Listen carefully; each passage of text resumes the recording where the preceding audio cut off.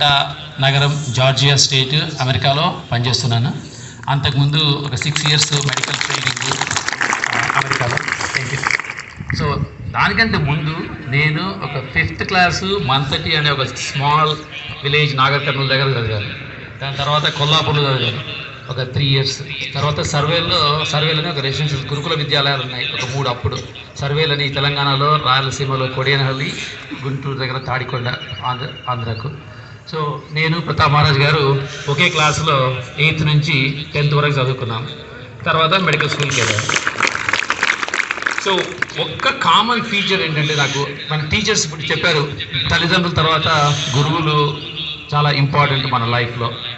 నాకు గుర్తున్న గురువుల్లో ప్రతి స్కూల్లో నేను చదివిన వాళ్ళు, ఫస్ట్ సత్యనారాయణ సారు నా 5th class 6th class, 7th 8th Gopal sir, తర్వాత 8th 9th 10th Narasimham sir, మాకు పిడి సార్ గారు ఉన్నారు, తర్వాత అంజిరెడ్డి గారు, సత్యనారాయణ గారు ఉన్నారు, మెడికల్ స్కూల్లో సుబ్బారెడ్డి గారు ఉన్నారు. సో నాకు అందరూ టీచర్లు గుర్తుండకపోవచ్చు, సైన్స్ చెప్పిన వాళ్ళు ఎవరు, మ్యాథ్స్ చెప్పిన వాళ్ళు ఎవరు, దాంట్లో కొంతమంది మనకు స్పెషల్ కనెక్షన్స్ ఉంటాయి, వాళ్ళు గుర్తుంటారు. కానీ ఫిజికల్ ఎడ్యుకేషన్ టీచర్స్ మాత్రము అందరూ గుర్తుపెట్టుకుంటారు. ఎందుకంటే you make the difference in your life, not only for education but for rest of their life, for physical health. So మీరు నేర్చుకున్న దాన్ని మీ పిల్లలకు చెప్పి, ఆ పిల్లలు వాళ్ళ ఫ్యామిలీస్కి చెప్పి, అట్లా ఆ నాలెడ్జ్ను షేర్ చేయడం ద్వారా, స్ప్రెడ్ చేయడం ద్వారా ఎంతోమందికి physical health, mental health, spiritual health అన్నీ బెటర్ కావడానికి మీరు దోహదపడతారు. So I think you are the pillars of the society. So please give a big round of applause for yourself and for your teachers and for my teachers.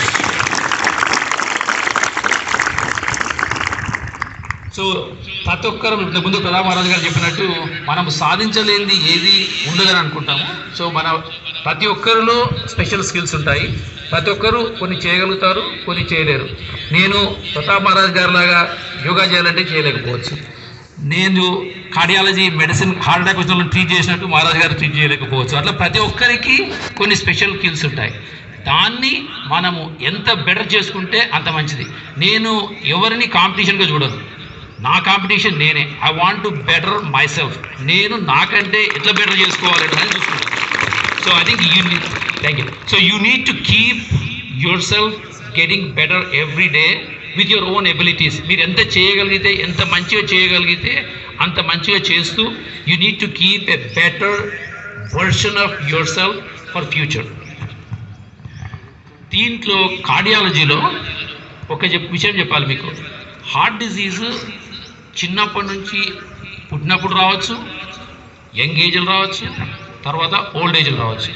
మీరు physical education టీచర్స్గా ఫ్యూచర్లో ఒకటి గమనించాల్సింది ఏంటంటే, కొద్దిమంది పిల్లలు పుట్టుకతో ఏదో హార్ట్లో హోల్ ఉండి కానీ, కొన్ని కంజెనిటల్ హార్ట్ డిజీజ్ అంటాం, అటువంటి వాటితో ఉన్న వాళ్ళకు మీరు ఎక్సర్సైజ్ చేయించేటప్పుడు కొన్ని ప్రాబ్లమ్స్ రావచ్చు. వాళ్ళు గుండెదడతో వచ్చి ఎక్సర్సైజ్ చేపిస్తున్నారు, ఎవరికో గుండెదడ వస్తుంది, లేకపోతే ఆయాసం ఎక్కువ వస్తుంది, అందరితో కంపేర్ చేసుకుంటే వాళ్ళను కొద్దిగా గమనించి వాళ్ళను హాస్పిటల్కి పంపించడం, వాళ్ళ ఎడ్యుకేషన్ వాళ్ళకి పేరెంట్స్కి చెప్పి, మీ అబ్బాయి మిగిలిన వాళ్ళతో కంపేర్ చేస్తే అలా చేయలేకపోతున్నాడు అని గమనించారు. ఎందుకంటే అమెరికాలో ఆల్మోస్ట్ ఎవ్రీ ఇయర్, ఈవెన్ అట్లాంటాలో ఒకరో ఇద్దరో పుట్టుకతో హార్ట్ డిజీజ్తో ఉండి తెలియక ఎక్సర్సైజ్ చేస్తూ చనిపోతారు సడన్గా. సో హైపర్ట్రోఫిక్ కార్డియోమయోపతి అనే కండిషన్ ఉంటుంది. అన్లెస్ టెస్ట్ చేస్తే తప్ప అది తెలియదు. కానీ కొద్దిగా అప్పుడప్పుడు ఆయాసం వస్తుంది, కొద్దిగా గుండెదడ వస్తుంది, కొన్నిసార్లు హార్ట్ మసిల్ వీక్ అవుతుంది. ఎస్పెషల్లీ ఈ కోవిడ్ తర్వాత చాలామందికి హార్ట్ మసిల్ వీక్ అయ్యి తర్వాత మళ్ళీ మంచిగా అయిపోతుంది. కానీ అప్పుడున్న ఆ వల్నరబుల్ పీరియడ్ అంటాం, అప్పుడు కొద్దిగా హార్ట్ బీట్ ఎక్కువ కావడము, దానివల్ల కాంప్లికేషన్స్ వచ్చి డిజినెస్ రావడము, చక్కెర అయిపోయి పడిపోవడము అట్లా జరుగుతుంటాయి. కొద్దిమంది నార్మల్గా కూడా డిజినెస్ వచ్చి పడిపోతుంటారు. వాళ్ళని కూడా కొద్దిగా స్పెషల్ అటెన్షన్తో డిహైడ్రేషన్ కాకుండా అట్లా చూసుకోవాలి. బట్ మెయిన్ థింగ్ ఏంటంటే, పిల్లలు మీరు టీచ్ చేస్తున్నప్పుడు మీకేమన్నా కొద్దిగా డిఫరెంట్ అనిపిస్తే మాత్రము వాళ్ళని ప్రోత్సహించండి, అది డాక్టర్ దగ్గరికి వెళ్ళి చూపించుకోండి అని. అది నా sincere advice for you when you go out there. Second thing, heart disease అంటే బ్లాకేజెస్ రిలేటెడ్ హార్ట్ డిజీజ్ అంటే మనం చూస్తుంటాం, మంచిగా ఉంటారు, సడన్గా హార్ట్ అటాక్ వచ్చి చనిపోతారు. హార్ట్ అటాక్ వచ్చేసి సడన్గా వచ్చినా కూడా ఆల్మోస్ట్ 20-25 ఇయర్స్ ఉన్నప్పటి నుంచి మనందరికీ ప్లాక్ అంటే బ్లాకేజ్లు స్లోగా ఫామ్ కావడం స్టార్ట్ అవుతాయి. ఇది ఒకసారి వచ్చే ప్రాబ్లం కాదు, ఇది 20-25 ఇయర్స్ ప్రాబ్లం. అయితే నేను కార్డియాలజీ చేస్తున్నప్పటి నుంచి నాకు 20 నుంచి 30 లోపల హార్ట్ అటాక్ వచ్చిన వాళ్ళు 30 మంది పేషెంట్స్ ఉన్నారు. ఇప్పటికీ 20 నుంచి 30, 20 to 30. మీరు అనుకుంటారు 20 ఇయర్స్ నాకేమొస్తుంది, 30 ఇయర్స్. నా యంగెస్ట్ పేషెంట్ హార్ట్ అటాక్ వచ్చి చూసిన వాళ్ళు నేను 18 ఇయర్స్. సో 18 ఇయర్స్ వాళ్ళకు కూడా హార్ట్ అటాక్స్ వస్తాయి, కానీ రేర్, ఇది కామన్ కాదు. సో నేను చెప్పేది ఏంటంటే ఎంత తొందరగా మనము ఏం చేస్తే ఈ బ్లాకేజెస్ వస్తాయి, ఏం చేస్తే బ్లాకేజెస్ రాకుండా ఉంటాయి అనేది చూసుకోవాలి. సో మీకు అందరికీ తెలుసు ఎక్సర్సైజ్ వల్ల ఇస్ ద బెస్ట్. మీలాగా అందరు ఎక్సర్సైజ్ చేస్తే నాకు పేషెంట్స్ ఎవరు ఉండరు. So I want you to encourage everybody to exercise so that I won't get any patients. I'm okay with that. So first thing, at least 30 to 40 minutes of exercise every day. By doing that, మన ఆర్టరీస్లో ఈ cholesterol పోయి black చేయడానికి chance చాలా తక్కువ ఉంటుంది. ఇది కంప్లీట్గా eliminate చేయదు. 50% ఆఫ్ ద పీపుల్ ఎవరికైతే బ్లాకేజెస్ వస్తాయో వాళ్ళకు కొద్దిగా ఫ్యామిలీ హిస్టరీ ఉంటుంది. ఫ్యామిలీలో పేరెంట్స్ చనిపోయినారు, లేకపోతే గ్రాండ్ పేరెంట్స్ చనిపోయినారు, లేకపోతే అంకుల్కి హార్ట్ అటాక్ వచ్చింది, అట్లా ఎవరికైనా ఉంది అంటే నెక్స్ట్ జనరేషన్లో ఒక 50% ఛాన్స్ ఎక్కువ ఉంటుంది రావడానికి. అటువంటి వాళ్ళు ఇంకా ఎక్స్ట్రా కేర్ తీసుకోవాలి. కొద్దిమంది ఏమి ఫ్యామిలీ హిస్టరీ లేకున్నా కూడా వాళ్ళకు హార్ట్ డిజీజ్ రావడానికి ఛాన్సెస్ ఉంటాయి. కానీ హార్ట్ డిజీజ్ ఫ్యామిలీలో ఉంటే మాత్రము వాళ్ళు డబుల్ కేర్ఫుల్గా ఉండి ఎక్సర్సైజ్ చేస్తూ, డయట్ ఎంత లో ఫ్యాట్ డయట్ అంత మంచిది. ఆయిలీ ఫుడ్ తింటే చక్కగా మన కొలెస్ట్రాల్ ప్లాక్ పోయి డైరెక్ట్ హార్ట్లోకి, బ్రెయిన్లోకి పోయి స్ట్రోక్స్ కాజ్ చేస్తుంది, కిడ్నీస్ పోయి కిడ్నీ డ్యామేజ్ చేస్తుంది. సో ఎంత తక్కువ ఆయిలీ ఫుడ్ తింటే అంత మంచిది. ఫ్రూట్స్, వెజిటబుల్స్, సాలడ్స్ అంటే మేము అక్కడ ఆకులు అలములు తింటూ ఎంత ఎక్కువ ఆకులు అలములు తింటే అంత మంచిది. అయితే ప్రోటీన్ మంచిదే, దాల్ కానీ, లేదా చికెన్ కానీ, లేదా ఫిష్ కానీ, అటువంటివి మంచి ఆరోగ్యానికి మంచి డయట్. అది డయట్ మంచిగా చేస్తూ, ఎక్సర్సైజ్ మంచిగా చేస్తూ, ఇక్కడ డయాబెటీస్ అంటే బ్లడ్ షుగర్ పెరుగుతుంటుంది, కొద్దిమందికి హై బ్లడ్ ప్రెషర్ ఉంటుంది, లేకపోతే హై కొలెస్ట్రాల్ ఉంటుంది. Smoking that's another most important thing. మీరు యంగ్ ఏజ్లో పిల్లలకు ఎంత తొందరగా స్మోకింగ్లోకి పోకుండా అవాయిడ్ చేయగలిగితే అంత మంచిది. మీరు ఈరోజు నుంచి ఒక్క మెసేజ్ తీసుకోవాలనుకుంటే అది ఎవరైనా కూడా మీ సూపర్విజన్లో ఉన్న వాళ్ళు ఎప్పుడు స్మోక్ చేయకుండా చూడండి. ఒక స్మోకింగ్ను బంద్ చేస్తే హార్ట్ డిజీజ్, ఇండియాలో హార్ట్ డిజీజ్ 3 to 5 times ఎక్కువ ఉంటుంది. స్మోకింగ్ దాన్ని 10 times ఎక్కువ చేస్తుంది. మనకు ఆల్రెడీ 3 to 5 times ఎక్కువ రిస్క్ ఉంటుంది, దాంట్లో స్మోక్ చేసే వాళ్ళకి ఇంకా ఎక్కువ ఉంటుంది. స్మోక్ చేసే వాళ్ళు సడన్గా ప్లాక్ రప్చర్ అయిపోయి బ్లడ్ క్లాట్ ఫామ్ అయ్యి సడన్గా వితిన్ 5 to 10 minutes చనిపోవడానికి ఛాన్స్ చాలా ఎక్కువ ఉంటుంది. సో మీరు ఇవన్నీ సడన్ డెత్లు చూస్తుంటారు, సడన్గా మంచిగానే ఉన్నాడు చనిపోయాడని చూస్తే సడన్గా చనిపోయే వాళ్ళు స్మోకర్స్ చాలా ఎక్కువ ఉంటారు. So smoking is not the only thing, but smoking definitely makes the difference. మీరు కానీ మీ ఫ్యామిలీలో కానీ మీరు చెప్పే పిల్లలకు వాళ్ళను కూడా ఎంకరేజ్ చేస్తూ వాళ్ళ ఫ్యామిలీస్కి వెళ్ళి వాళ్ళను స్మోక్ చేయకుండా చేయగలిగితే మీరు ఈ దేశానికి చాలా హెల్ప్ చేసిన వాళ్ళు అవుతారు, ప్రపంచానికి చాలా హెల్ప్ చేసిన వాళ్ళు అవుతారు. మీకే కాకుండా మీ చుట్టూ ఉన్న కమ్యూనిటీని బెటర్ చేస్తారు.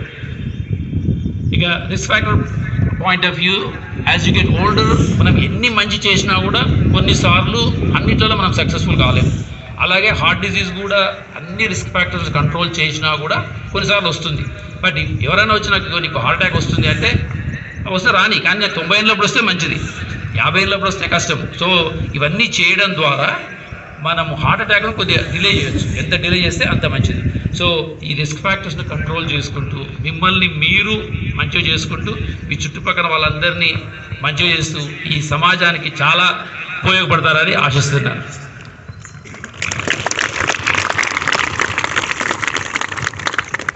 నేను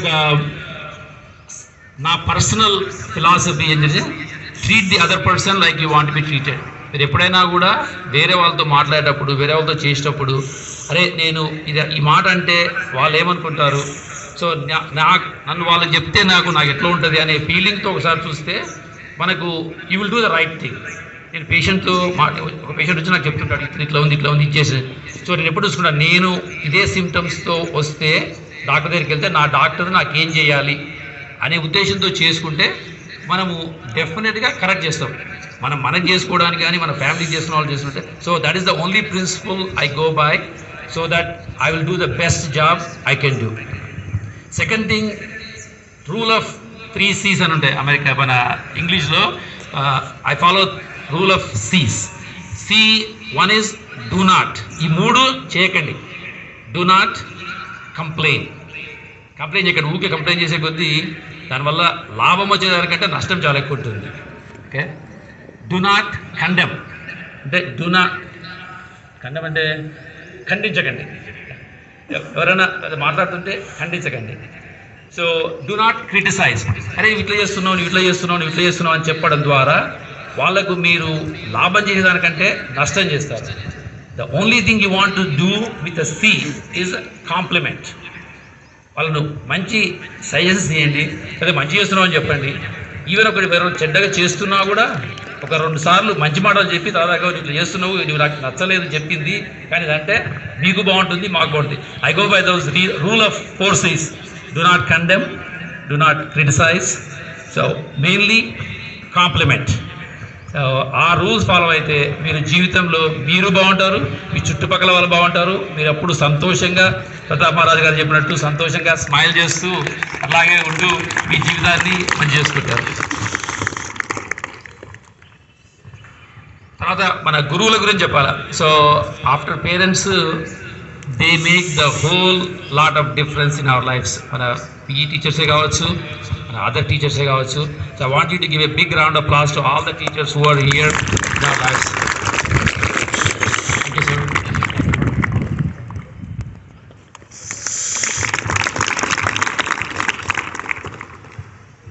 మీ తర్వాత ఏమైనా క్వశ్చన్స్ ఉంటే I'll be happy to answer. But be yourself. You can reach whatever you want to reach your goals. So take the help and help others. So ఇవన్నీ చేయడం వల్ల ఒకటి చెప్పడం మర్చిపోయాను, మన బాడీలో హార్మోన్స్ ఉంటాయి, good hormones, feel good hormones, serotonin, dopamine, endorphins. వీటి వల్ల మీకు అప్పుడప్పుడు చేస్తుంది కొన్ని పనులు చేసినప్పుడు మీకు సంతోషం అవుతుంది, చాలా సంతోషం అవుతుంది. ఆ సంతోషం కాజ్ చేసే హార్మోన్స్ ఇవి, ఎండార్ఫిన్స్ కానీ, డోపమిన్ కానీ, సెరటోనిన్ కానీ. ప్రతాప్జీ మహారాజ్ గారు చేయించిన ఈ ఆనంద తాండవం ద్వారా మీ బాడీలో అవన్నీ చాలా ఎక్కువైపోతున్నాయి. చాలా మెడిసిన్స్ తీసుకుంటే వచ్చే ఆ లెవెల్స్ ఈ ఆనంద తాండవం ద్వారా అంతకంటే ఎక్కువ వస్తాయి. సో మెడిసిన్ తీసుకునే దానికంటే ఇటువంటివి ఎక్సర్సైజ్ చేయడం ద్వారా, వేరే వాళ్ళకి హెల్ప్ చేయడం ద్వారా చాలా ఈ ఎండార్ఫిన్స్ ఎక్కువ అవుతాయి, డోపమైన్ ఎక్కువ అవుతుంది. సో వాటి ఇవన్నీ ఫిజికల్ హెల్త్ ఎక్సర్సైజ్. నేను కార్డియాక్ గురించి చెప్పాను, కార్డియాక్ ప్రాబ్లమ్స్ తక్కువ అవడానికి పనికొస్తుంది. కానీ అది ఒకటే కాకుండా మెమరీ ఇంప్రూవ్ అవుతుంది, ఫోకస్ బాగా చేయగలుగుతారు, డిప్రెషన్, యాంగ్జైటీ తగ్గిపోతుంది. సో ఈ కిడ్నీస్ మంచిగా పనిచేస్తాయి, బ్రెయిన్ బాగా పనిచేస్తుంది. సో హెల్త్, స్మోకింగ్ వల్ల ఎన్ని నష్టాలు ఉన్నాయో ఎక్సర్సైజ్ వల్ల దానికంటే 10 times లాభాలు ఉన్నాయి. సో ఈ రెండింటిని మీరు ప్రమోట్ చేస్తూ దాంతోపాటు డయట్ ఇవన్నీ చేస్తే డెఫినెట్గా you will help lot of people in Telangana by your schools, wherever you go, wherever you're working as teachers. So I appreciate all you guys are going to do in the future. I wish all of you very best in your life. I want to have Dr. Narasimham sir recognize 2 people are your teachers. I want to recognize 2 of them with some monetary prize today with whoever. I'm going to talk to them to see I can recognize 2 of you for your excellence in whatever they decide. Thank you. Thank you very much sir. ఒక చిన్న విషయం చెప్తాను sir. ఇప్పుడు చాలామందికి heart attacks వస్తున్నాయి. అయితే దానివల్ల అంటే ప్రియర్ ట్రీట్మెంట్ ఏమైనా ఉంటుందా? ఇప్పుడు హార్ట్ అటాక్ వస్తే సిఆర్పి చేస్తారు కదా, అలాంటిది ఏమన్నా ఇంకా తర్వాత మన ఫిజికల్ ఎక్సర్సైజ్ ఏమైనా చేయాలా అనేది కొంచెం చెప్తే. Good question. Actually I forgot to talk about the CPR. మీరు యాజ్ అ ఫిజికల్ ఎడ్యుకేషన్ టీచర్స్గా, ఫ్యూచర్ టీచర్స్గా డెఫినెట్గా CPR అంటే cardio pulmonary resuscitation. Heart attack వచ్చినప్పుడు 2 things హ్యాపెన్. ఒకటి, ప్లాక్ అనేది హార్ట్ మసిల్ ఆర్టరీస్లో రప్చర్ అవుతుంది. రప్చర్ కావడం వల్ల బ్లడ్ క్లాట్ ఫామ్ అవుతుంది. ఒకటేమో ప్లాక్ రప్చర్, ఒకటేమో బ్లడ్ క్లాట్ ఫామ్ కావడం. బ్లడ్ క్లాట్ ఫామ్ అయినప్పుడు ఇట్లా పైప్ ఉంటుంది, పైపు ద్వారా బ్లడ్ వస్తుంది హార్ట్ మసిల్కు.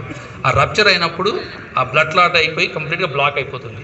ఇప్పుడు మన పొలానికి నీళ్ళు పెట్టినట్టు, పొలానికి నీళ్ళు పెడుతుంటే నీళ్ళు వస్తుంటే పొలం మంచిగా ఉంటుంది, సడన్గా కట్టగట్టేస్తే నీళ్ళు రాదు, నీళ్ళు రాకపోతే పొలం ఎండిపోతుంది.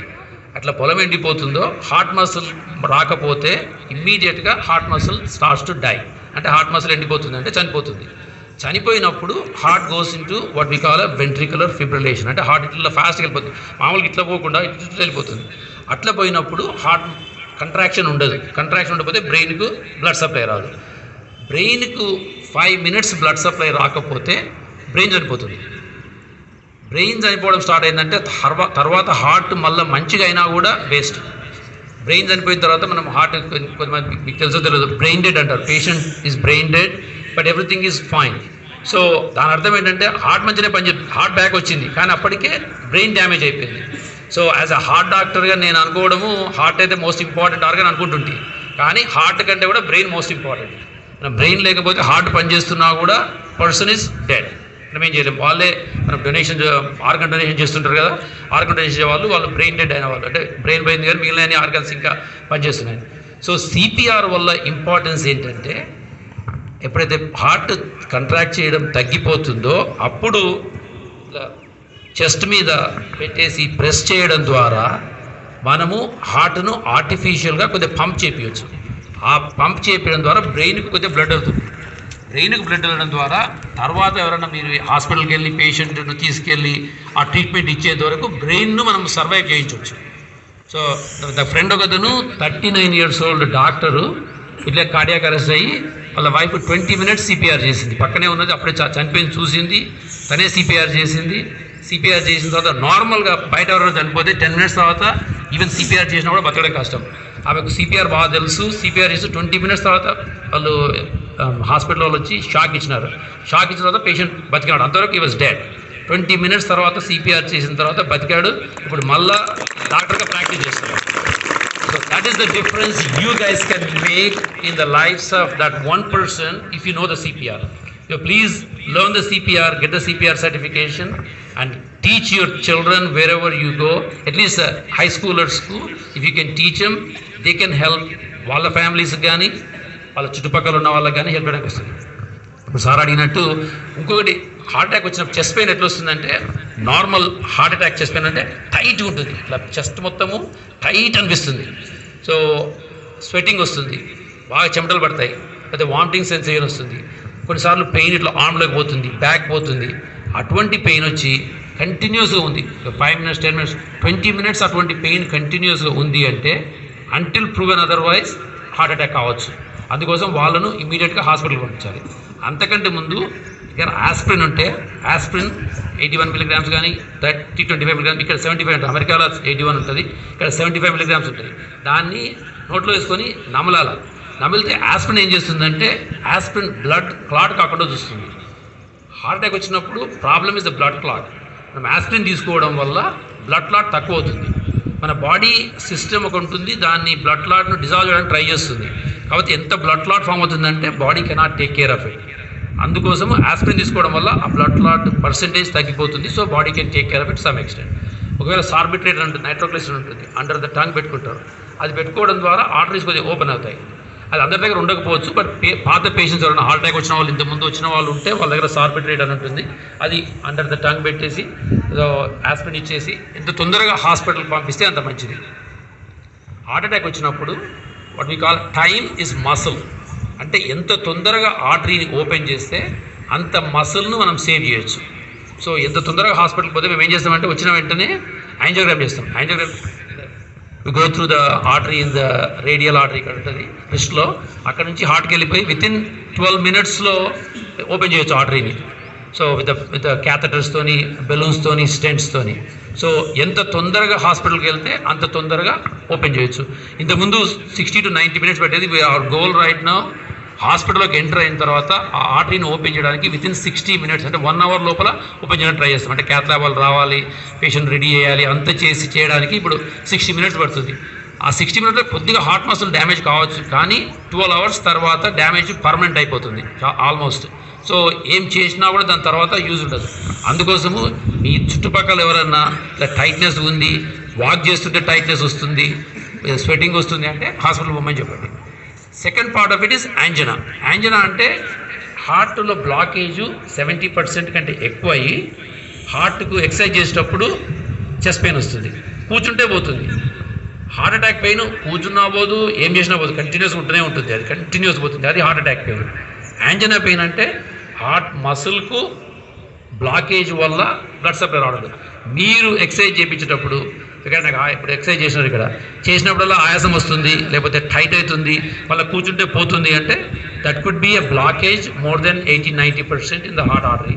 అంటిల్ ద బ్లాకేజ్ 80-90% వచ్చేంత వరకు సిమ్టమ్స్ రావు.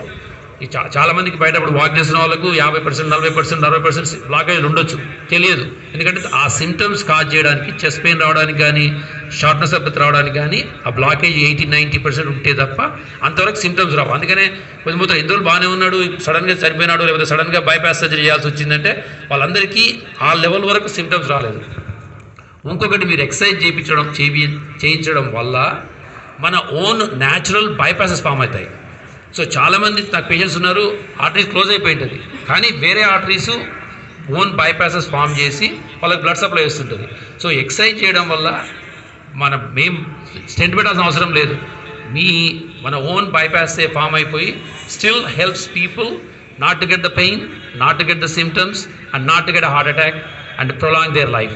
సో మీరు డాక్టర్ లాగా, కార్డియాలజిస్ట్ లాగా మీరే ఎక్సర్సైజ్ చేయించి మీరే మీ కొత్త వెసల్స్ని వాళ్ళకి ఫామ్ చేయించి వాళ్ళ కొత్త లైఫ్ ఇవ్వగలుగుతారు. So you can work like a cardiologist, like you are our soldiers or volunteers or other side to help us. Thank you.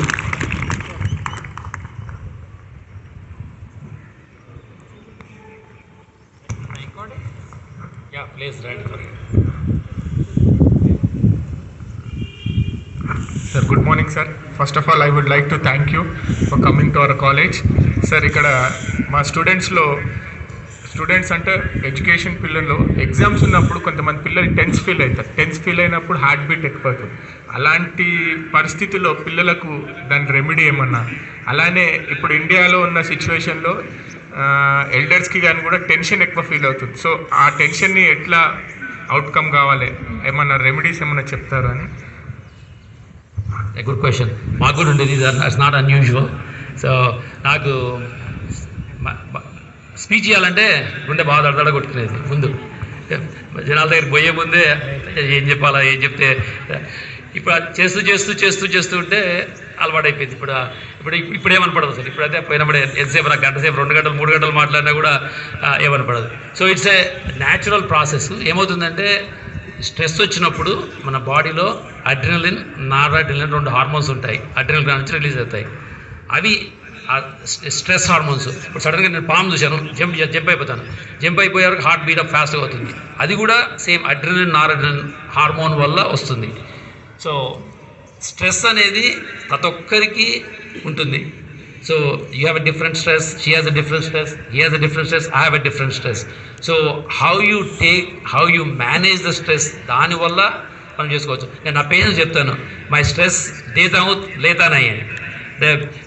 పేషెంట్కి నీవు స్ట్రెస్ తీసుకోకూడదు, స్ట్రెస్ ఇవ్వాలి. అంటే ఎవరైనా సంబడి, ఇప్పుడు నేను నరసింహ సార్ నన్ను ఏదో అంటాడు, సో నాకు బాధ అనిపిస్తుంది అనుకోండి, ఆ బాధ అనిపించడం వల్ల నేను నాకు స్ట్రెస్ తీసుకుంటున్నాను, కానీ సార్ ఏదో బ్యాడ్ మూడ్లో ఉన్నాడు, ఏదో అన్నాడు, అయిపోయిందని అట్లా అనుకోలేదు. ఫ్రెండ్ ఎవరో ఒకరు ఏదో అంటారు, వాళ్ళు మిమ్మల్ని కష్టపెట్టడానికి అన్నా కూడా, లేకపోతే ఎగ్జామ్స్ ఉన్నప్పుడు స్ట్రెస్ అన్నా కూడా, వాటిని మీరు స్లోగా అలవాటు చేసుకోవడం ద్వారా అక్లమటైజేషన్ అంటారు. ఇప్పుడు మనం హిమాలయాకి ఎక్కుతున్నారు, హిమాలయాకి వెళ్ళేటప్పుడు ఏం చేస్తారు జనాలు, ఫస్ట్ ఒక లెవెల్కి వెళ్తారు, తర్వాత ఇంకో లెవెల్కి వెళ్తారు. ఒకేసారి పైకి వెళ్తే వాళ్ళ బ్రీదింగ్ కష్టమైపోతుంది, they cannot make it. So ఈ అక్లమటైజేషన్ అనేది మన స్ట్రెస్ లెవెల్ను కూడా అట్లాగే స్లోగా మీరు మెడిటేషన్ ద్వారా, బెస్ట్ నేను ట్రీట్మెంట్ చెప్పేది మెడిటేషన్, యోగా చేయడం ద్వారా మీ ఆ హార్మోన్